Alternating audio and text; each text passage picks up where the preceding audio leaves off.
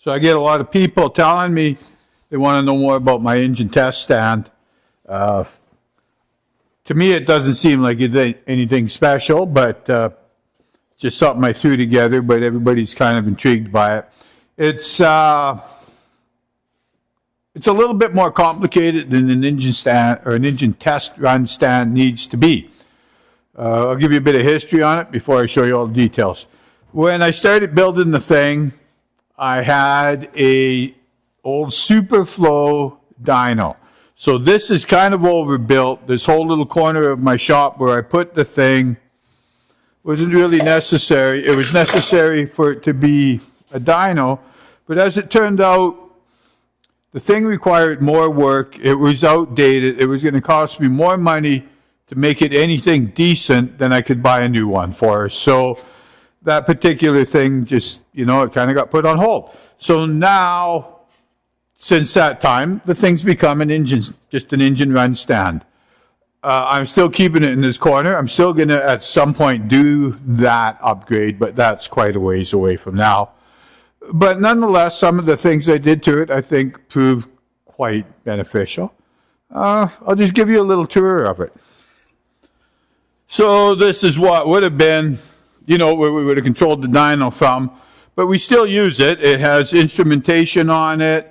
It has my ODB 1 computer, an ODB 2 computer that I can read.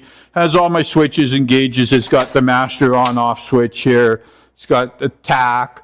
All these wires run over to the ODB 1 and 2 computer system. They also manage the gauges.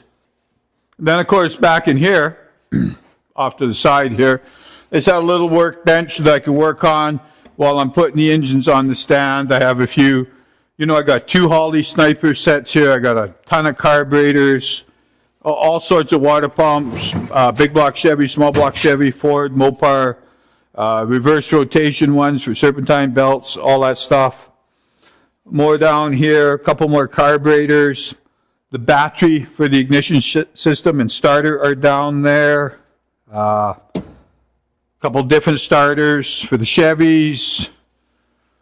Like I said, we got all our tools here so we can, put them on, install them. Leak down test, oil filter wrenches, our oil pump primer thing. Of course, the ever important stereo right there. And then this is the stand right here. So, let's just start up there. It's got an incredible maze of wires. I know where they all go. A lot of them are just spare spark plug wires for when we're hooking them up. We have our timing light right here in our pouch, ready to go. Holley fuel injection computer. This here is a little adapter so we can run dual throttle bodies for tunnel rams, superchargers, etc. It's also set up so it'll read the boost. That's an OD1 computer. On the back side here, we have an ODB computer. That's what all our wires and stuff are for. Right now, we're set up. I'll just point it down a bit now. Right now, I got what's left of one of my own personal engines on here, just so people understand what the thing's all about when they come in. Here's our coolant lines.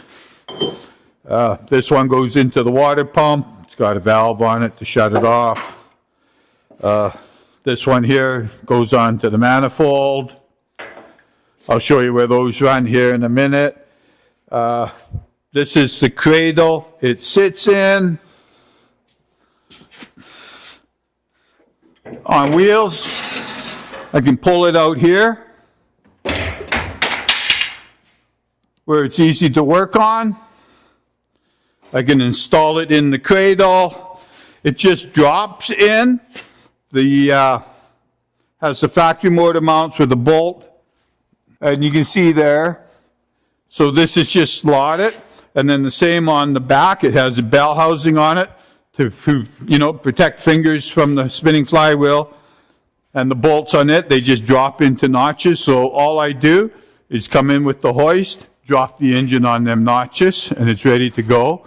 You'll see underneath there it has a tank. That's for when we're done. Obviously, you know, we're taking the water pump off, all that. We're going to take it off. We're going to spill water. It's got a spill tank.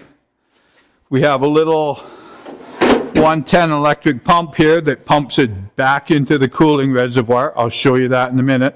So the reason we roll it out is so we have room to work around the thing. We can, you know, I can prime the oil system. I can, all that kind of stuff, whatever it is I want to do.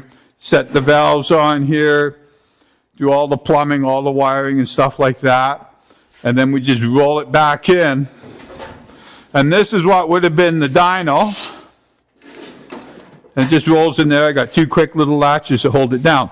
So now the next evolution of this is, right here we have an old air compressor tank. That's what holds our coolant.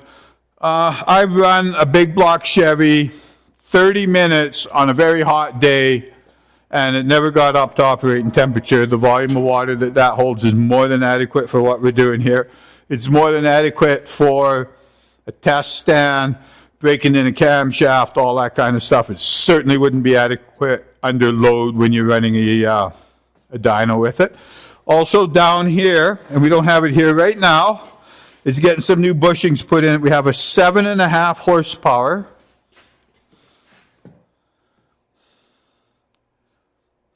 A 7.5 horsepower motor that bolts to this plate here that attaches to the bell housing. I hope you can see that there.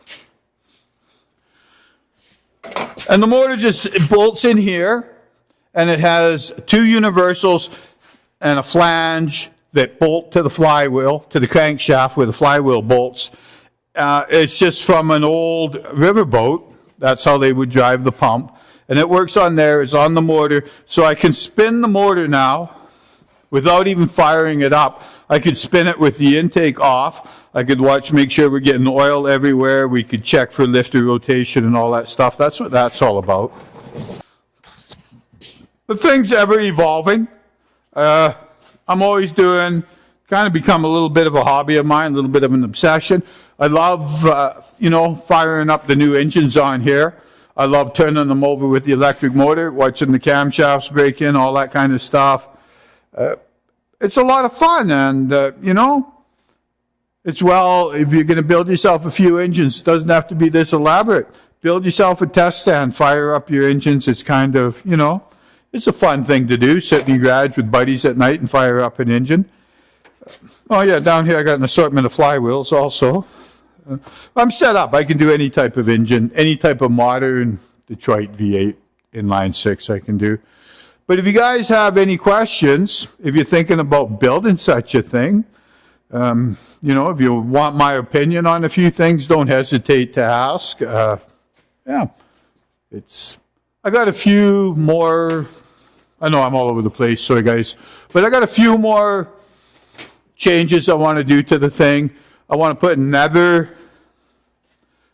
computer system. Yeah, unfortunately, it's going to be more wires hanging. I want to put another computer system on the thing so I can do, you know, new LS engines and coyotes and stuff like that. I don't know that I really want to do them engines, but I want to have the system here for that. I built it too long. I built it that long so I could run 6 cylinders. I'm going to shorten it up so it takes up less room in the shop, so I'm not tripping over the damn thing, and stuff like that. I hope you guys get something from it. So this engine's coming off this week. Another one's going on. We have a big block that we're going to run on it. We'll film the whole, me dropping it onto the mounts so you can get ideas if you want to build one.